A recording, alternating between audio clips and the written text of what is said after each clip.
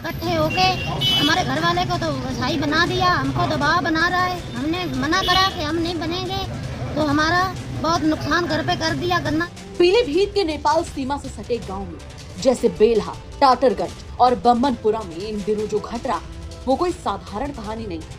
ये कहानी है उन लोगों की जिनका धर्म, जिनकी पहचान और जिनकी जड़ें धीरे धीरे छीनी जा रही हैं।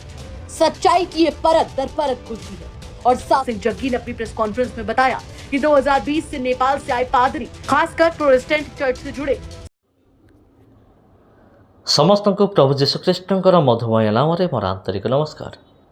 ख्रीष्टर प्रिय भाई एवं भणी मैंने आज मुझे गोटे एमती न्यूज देवी, मुझे गोटे न्यूज आपण देवी जोड़ा शुणिक आप पूरा चमकी पड़े, पूरा आश्चर्य हे जे एमती भी हो पारे कि ए न्यूज को देवा पूर्व मो बाइबल गोटे विषय मुझे स्मरण करदेप चाहे। प्रभु जीशुख्रीष्ट शिष्य मान नहीं जीत पर्वत गले, जीत पर्वत गले आउ सेठी से स्वर्गारोहण कले।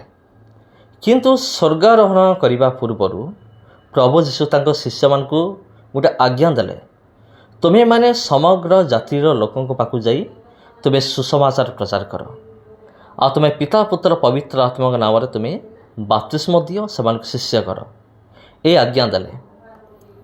किंतु प्रभु जीशुख्रीष्टर शिष्य माने से पर्यंत प्रभु जीशुଙ୍କର आज्ञा को पालन करनथिले। ସେମାନେ କେତେବେଳେ ପାଳନ କଲେ?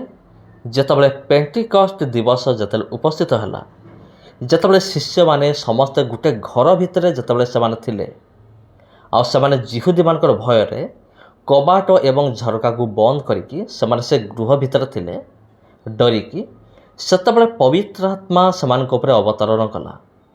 ଆଉ ସେମାନେ କ'ଣ ପାଇଲେ? ସେମାନେ ପବିତ୍ର ଆତ୍ମାଙ୍କର ଦାନ ପାଇଲେ। ଆଉ ପବିତ୍ର ଆତ୍ମାଙ୍କ ଠାରୁ ସେମାନେ ଶକ୍ତି ଏବଂ ସାମର୍ଥ୍ୟ ପାଇଲେ। ତାପରେ କ'ଣ ହେଲା? ତାପରେ ସେମାନେ ପୃଥିବୀର ଏନେ ତେନେ ଛିନ୍ନ ଭିନ୍ନ ହେଲେ। ଯିଏ ଯେଉଁ ଜାଗାକୁ ଗଲା ସେଇ ଜାଗାରେ ସୁସମାଚାର ପ୍ରଚାର କଲା।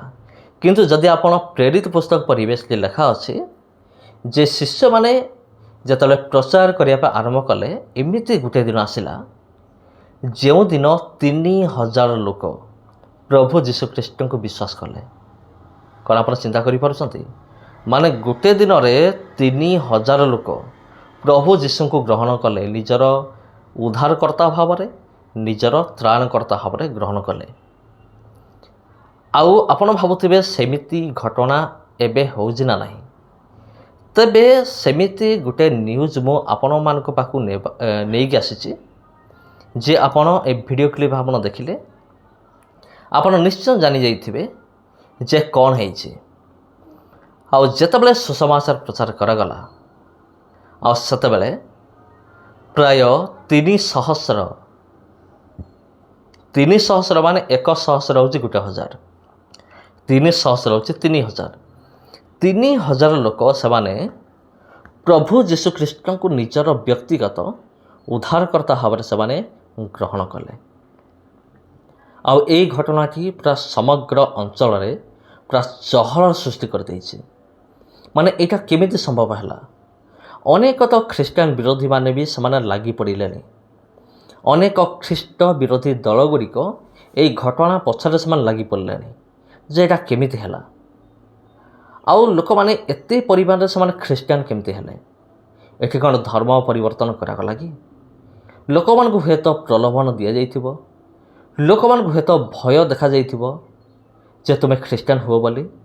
ତେବେ ପ୍ରିୟ ବନ୍ଧୁଗଣ, ମୁଁ ଆପଣଙ୍କୁ କହି ରଖୁଅଛି ସେମିତି କିଛି ବି ହେଇନାହିଁ।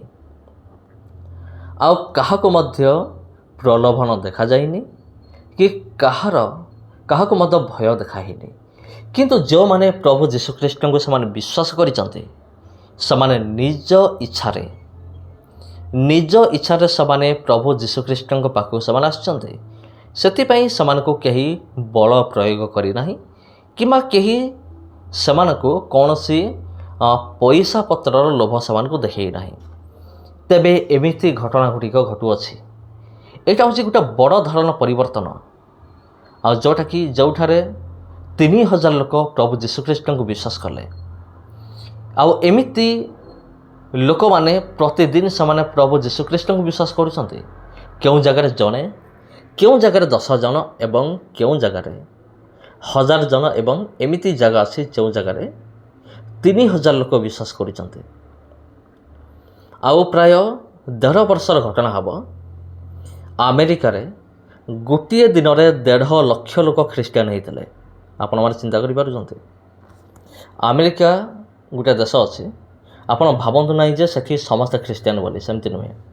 ଖ୍ରୀଷ୍ଟିଆନଙ୍କ ସଂଖ୍ୟା ଅବଶ୍ୟ ଅଧିକ, କିନ୍ତୁ ସେଠାରେ ଗୋଟିଏ ଦିନରେ 1.5 ଲକ୍ଷ ଲୋକ ସେମାନେ ଯୀଶୁ ଗ୍ରହଣ କଲେ।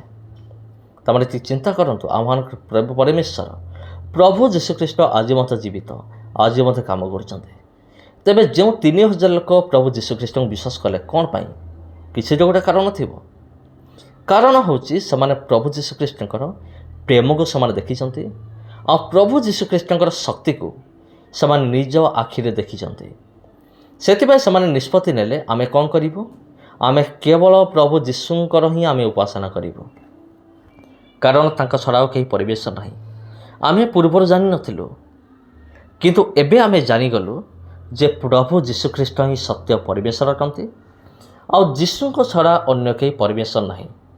ତେଣୁ ସେମାନେ ଡିସାଇଡ଼୍ କଲେ, ନିଷ୍ପତ୍ତି କଲେ, ସେମାନେ କ'ଣ କରିବେ? କେବଳ ଯୀଶୁଙ୍କୁ ହିଁ ସେମାନେ ବିଶ୍ୱାସ କରିବେ, ଆଉ କାହାକୁ ନୁହେଁ।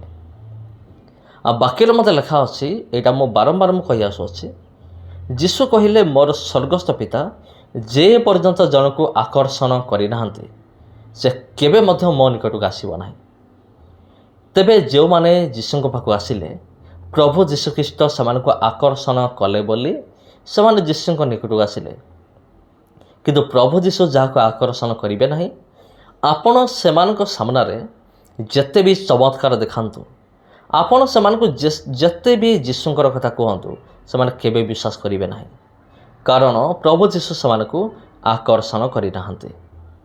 ତେବେ ଖ୍ରୀଷ୍ଟରେ ପ୍ରିୟ ଭାଇ ଏବଂ ଭଉଣୀମାନେ, ଏଇଟା ହେଉଛି ଆମମାନଙ୍କ ନିମନ୍ତେ ଏକ ଖୁସିର ଖବର ଅଟେ। ଆଉ ଯେପରି ବାକ୍ୟରେ ଲେଖା ଅଛି, ଯଦି ଜଗତରେ ଗୋଟିଏ ବି ଆତ୍ମା ଯଦି ମନ ପରିବର୍ତ୍ତନ କରେ, ତେବେ ସ୍ୱର୍ଗରେ ଆନନ୍ଦ ହୁଏ। ଗୋଟିଏ ଆତ୍ମା ଯଦି ମନ ପରିବର୍ତ୍ତନ କରେ, ସ୍ୱର୍ଗରେ ଆନନ୍ଦ ହୁଏ। ତେବେ ଟିକେ ଚିନ୍ତା କରନ୍ତୁ, 3000 ଲୋକ ଯେତେବେଳେ ପ୍ରଭୁ ଯୀଶୁଖ୍ରୀଷ୍ଟଙ୍କୁ ବିଶ୍ୱାସ କଲେ, ସେତେବେଳେ ସ୍ୱର୍ଗରେ କେତେ ଆନନ୍ଦ ହେଉଥିବ, ଟିକେ ଚିନ୍ତା କରନ୍ତୁ। ବହୁତ ଆନନ୍ଦ ହେଉଥିବ। ମୁଁ ତ ଖୁସି, ଯେହେତୁ ଅନେକ ପରିତ୍ରାଣ ପାଇଲେ, ଉଦ୍ଧାର ପାଇଲେ। ତେବେ ପ୍ରିୟ ବନ୍ଧୁଗଣ, ଆପଣମାନେ ଏହି ଘଟଣାକୁ ନେଇକି ଆପଣମାନେ କ'ଣ କହିବେ? କମେଣ୍ଟ ବକ୍ସରେ ଆପଣମାନେ ନିହାତି ଜଣାନ୍ତୁ। ତେବେ ପ୍ରିୟ ବନ୍ଧୁଗଣ, ଆଜି ମୁଁ ଏଇଠାରେ ବିଦାୟ ନେଉଛି। ଏ ଭିଡ଼ିଓକୁ ମୁଁ ଏଇଠି ରଖୁଅଛି। ଆଉ ପୁଣି ଥରେ ଦେଖା ହେବ ଆସନ୍ତାକାଲି ଆପଣଙ୍କ ସହିତ ଆଉ ଗୋଟେ ଭିଡ଼ିଓରେ। ଏଇ ଟାଇମ୍ରେ ଆପଣମାନେ ଆସନ୍ତୁ, ଆଉ ଗୋଟେ ଭିଡ଼ିଓ ଆପଣଙ୍କୁ ମିଳିଯିବ ଅତି ଇଣ୍ଟରେଷ୍ଟିଂ, ଆଉ ଯେଉଁଟାକି ଆମମାନଙ୍କର ଶିଖିବାର ବିଷୟ ମଧ୍ୟ ରହିଅଛି। ଆଉ ଆପଣ ଆଜିର ଭିଡ଼ିଓରେ ଯାହା ଶିଖିଲେ ତାକୁ ମଧ୍ୟ ଅନ୍ୟମାନଙ୍କୁ ଶିଖାନ୍ତୁ। ଯଦି ହୋଇପାରେ ଏ ଭିଡ଼ିଓକୁ ଆପଣ ନିଶ୍ଚିତ ଭାବରେ ସେୟାର କରନ୍ତୁ। ଧନ୍ୟବାଦ।